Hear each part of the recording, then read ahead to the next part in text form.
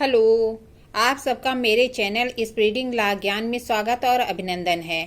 आज मैं आपको एक क्वेश्चन जो कि बिहार जुडिशरी या बिहार पीसीएसजे के 2000 के जो मेंस हुआ था उसमें यह क्वेश्चन पूछा था कि दीवानी न्यायालय के क्षेत्राधिकार के आधारभूत नियम, basic rule governing jurisdiction of civil court के बारे में 20 नंबर का क्वेश्चन पूछा था।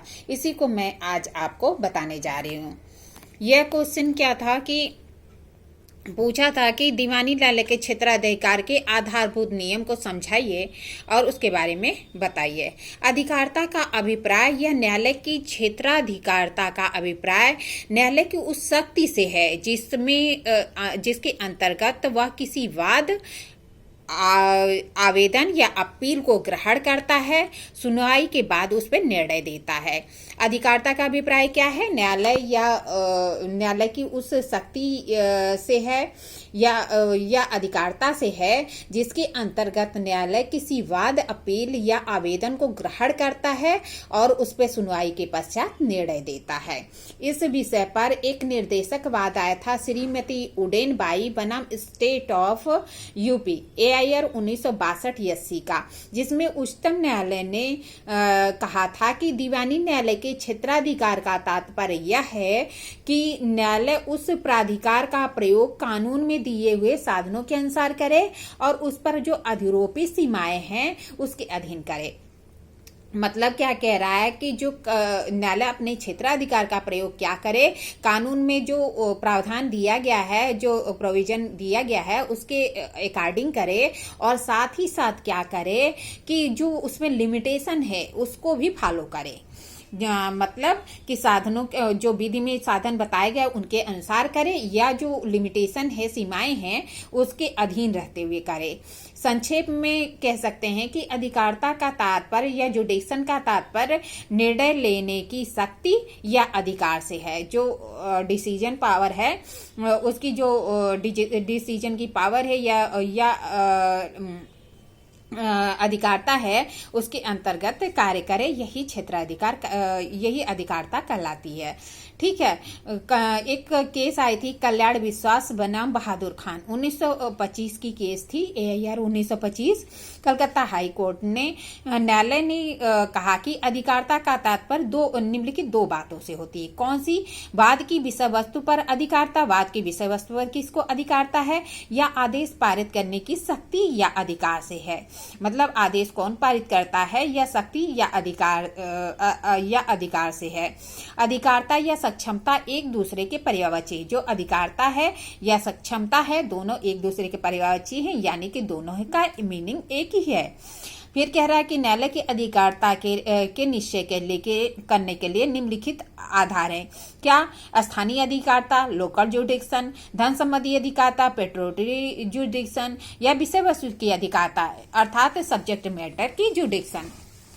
ये तीनों होना आवश्यक है। फिर कह रहा है कि जब न्यायालय क्या करता है, जब न्यायालय तीनों प्रकार की अधिकारता से युक्त नहीं होता तो कहा जाता है कि न्यायालय सक्षम नहीं है।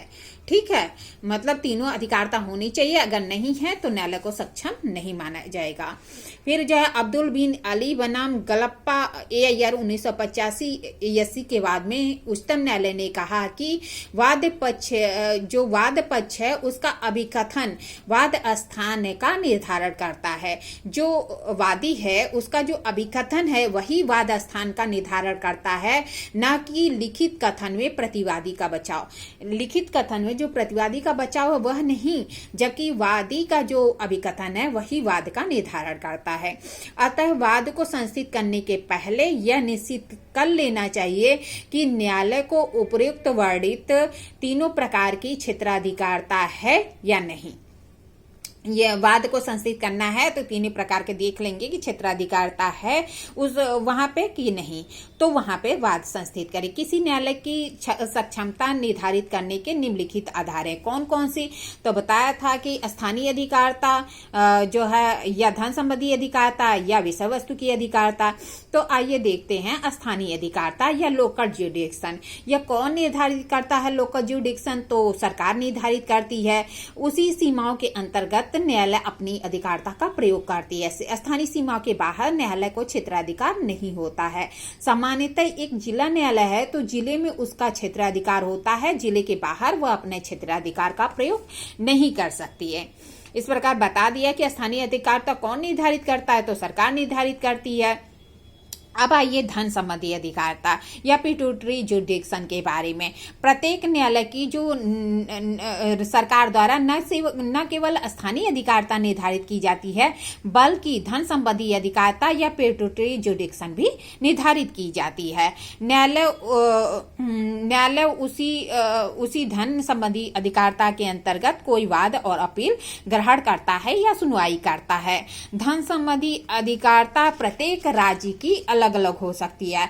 मतलब क्या है, राज्य की अलग अलग धन संबंधी अधिकारता हो सकती है। जैसा मैंने एक दिन बताया था आपको, जब न्यायालय का मैंने आपको पढ़ाया था धारा 6, तो मेरी पिछली वीडियो जाके उसको देख लीजिएगा। धारा 6 पढ़ाते समय मैंने ये धन संबंधी अधिकारता के बारे में और स्थानीय अधिकारता या फिर धन संबंधी अधिकार, वो मैंने अधिकारता के संबंध में बहुत ही क्लियर बताया था कि यहाँ पे अलग है, यूपी में और एमपी में अलग है। वो वीडियो आप जाके उसमें डिटेल में देख लीजिएगा। अब तीसरी अधिकारता आती है विषय वस्तु की अधिकारता, अर्थात सब्जेक्ट मैटर का जुडिक्शन। किसी न्यायालय की सक्षमता निश्चित करने के लिए न केवल स्थानीय या धन संबंधी अधिकारता आवश्यक है, बल्कि विषय वस्तु की भी अधिकारता आवश्यक होती है कि इसे विषय वस्तु की अधिकारता है या नहीं। अगर विषय वस्तु की अधिकारता नहीं है तो वाद संस्थित नहीं किया जाएगा। उदाहरण स्वरूप, यदि लघुवाद न्यायालय है तो लघुवाद न्यायालय को अचल संपत्ति के विभाजन संबंधी वाद या संविदा के विनिर्दिष्ट पालन संबंधी वाद या बंधक के मोचन या पूर्वबंध संबंधी वाद या फिर भागीदारी के विघटन संबंधी वाद या भागीदारी के लेखा संबंधी वाद की कोई अधिकारता नहीं है। जो लघुवाद न्यायालय है उसे स्थावर संपत्ति के विभाजन के लिए, संविदा के विनिर्दिष्ट पालन के लिए, बंधक मोचन या पूर्वबंध के लिए, भागीदारी के विघटन और भागीदारी के लेखा के लिए कोई अधिकारता नहीं होती। इसी प्रकार प्रोबोट या संरक्षता, गार्जियनशिप के लिए, वसीयत या विल के लिए संबंधी या विवाह संबंधी मामले की सुनवाई करने के लिए जिला जज से भिन्न किसी न्यायालय को कोई अधिकारता नहीं होती है। मतलब प्रोबोट है, संरक्षता है, विवाह संबंधी मामला है, तो इसमें जिला जज द्वारा ही डिसाइड किया जाएगा। उससे जो निम्न कोर्ट के न्यायालय है, इससे कोई अधिकारता नहीं होती है। अब विवाह संबंधी मामले की सुनवाई के लिए परिवार न्यायालय का गठन कर दिया गया। अब जो है क्या है कि विवाह संबंधी जो मामले हैं उनकी सुनवाई के लिए फैमिली कोर्ट बना दिया गया है। आइए देखते हैं प्रारंभिक और अपीली अधिकारता। प्रारंभिक सिविल अधिकारता से अभिप्राय न्यायालय की उस शक्ति से है जिसके अंतर्गत वह किसी वाद या प्रार्थना पत्र या अन्य किसी विधिक कार्यवाही को प्रथमतः ग्रहण करता है। प्राथमिक अधिकारता क्या है कि न्यायालय किसी वाद को, प्रार्थना पत्र को या अन्य कार्यवाही को प्रथमतः ग्रहण करता है और उसे निपटाता है। यही क्या है, उसकी प्रारंभिक अधिकारता है। अपीली सिविल अधिकारता का अभिप्राय न्यायालय की उस शक्ति से है जिसके अंतर्गत वह किसी अधीनस्थ न्यायालय के निर्णय के विरुद्ध क्या करता है, अपील या आपत्ति को ग्रहण करता है और उसका निपटारा करता है। अगर कोई अधीनस्थ न्यायालय कोई निर्णय देता है, उसकी जो अपील को क्या करता है या आपत्ति को वह न्यायालय ग्रहण करता है, तो उसे कहते हैं कि न्यायालय को यह अपीली अधिकारता है। कुछ न्यायालय को केवल प्रारंभिक अधिकारता ही प्राप्त है, जैसे लघुवाद न्यायालय या मुंसिफ का न्यायालय, या कुछ न्यायालय को दोनों प्रकार की अधिकारता प्राप्त है, जैसे कि सिविल जज, सीनियर डिवीजन, जिला जज या उच्च न्यायालय को दोनों प्रकार की अधिकारता प्राप्त होती है। सामान्यतः उच्च न्यायालय को एक अपीली अधिकारता का न्यायालय है, परंतु कुछ मामले में उसे प्रारंभिक अधिकारता भी प्राप्त है। जैसे जो है 226 के तहत उसको जो है आर्टिकल 226 में हाई कोर्ट को अधिकारता प्राप्त है कि वह जो है मूल अधिकारों के प्रवर्तन या अन्य अधिकारों के प्रवर्तन के लिए आदेश जारी कर सकता है। फिर जो है उदाहरण स्वरूप सभी उच्च न्यायालय को संसद या विधानसभाओं के चुनाव संबंधी विवादों का सुनवाई करने के लिए प्रारंभिक अधिकारता, उदाहरण के स्वरूप में जो हाई कोर्ट है उसको संसद या विधान सभाओं के जो चुनाव संबंधी मामला है उसको सुनने के लिए प्रारंभिक अधिकारता प्राप्त है। उसी प्रकार जो उच्चतम न्यायालय है उसे मुक्त अपीली अधिकारता का न्यायालय माना जाता है, परंतु कुछ मामले में उसे आरंभिक अधिकारता भी प्राप्त है। जब आर्टिकल देखेंगे 131 तो और उसका परंतु इसके अंतर्गत उच्चतम न्यायालय को, सुप्रीम कोर्ट को प्रारंभिक अधिकारता प्राप्त है। जब वहां पे देखेंगे कि दो या दो से अधिक राज्यों के संबंध में विवाद होता है, किसी राज्य या किसी दो या दो से अधिक राज्य हैं एक साइड, या फिर कोई राज्य है या व्यक्ति है, वो संबंध में जो भी विवाद है तो वहां आर्टिकल 131 देख लीजिएगा। फिर जो है चंद्रशेखर सिंह बनाम दाहू महतो AIR 1983 के पटना हाई कोर्ट का मामला है। इसमें पटना उच्च न्यायालय ने कहा कि अधिकारता के अभाव में जो पारित डिग्री है वह शून्य होती है, परंतु अधिकारता की अनियमित प्रयोग से संबंधित आक्षेप का मामला ऐसा है जिसमें कि पक्षकार अभियोजन कर सकता है।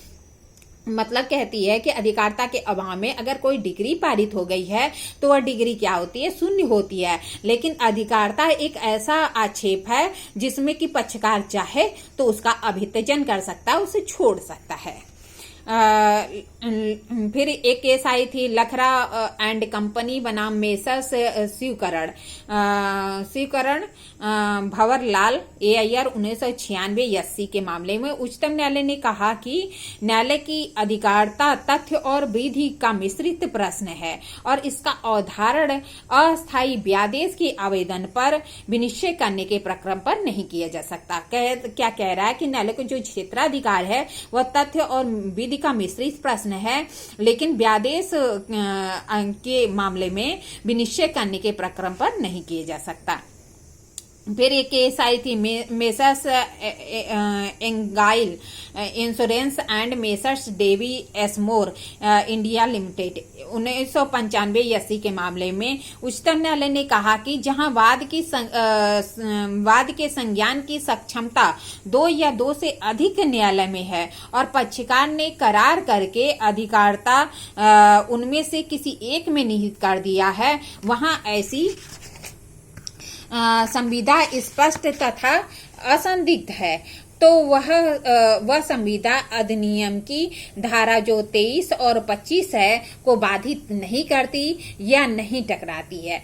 मतलब कह रहा है कि अगर दो या दो से अधिक न्यायालय में कोई वाद संस्थित किया जा सकता है और पक्षकारों ने करार करके एक न्यायालय को डिसाइड कर दिया कि इस न्यायालय में वाद संस्थित किया जाएगा तो वह कर सकता है।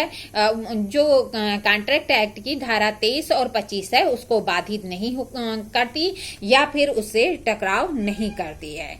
इस तरह अगर मैंने आपको न्यायालय की सक्षमता या न्यायालय की जुरिडिक्शन के बारे में या न्यायालय के क्षेत्राधिकार के संबंध में बताया, अगर आपको यह वीडियो अच्छी लगी तो प्लीज लाइक और सब्सक्राइब करिए। ठीक है, धन्यवाद, थैंक यू।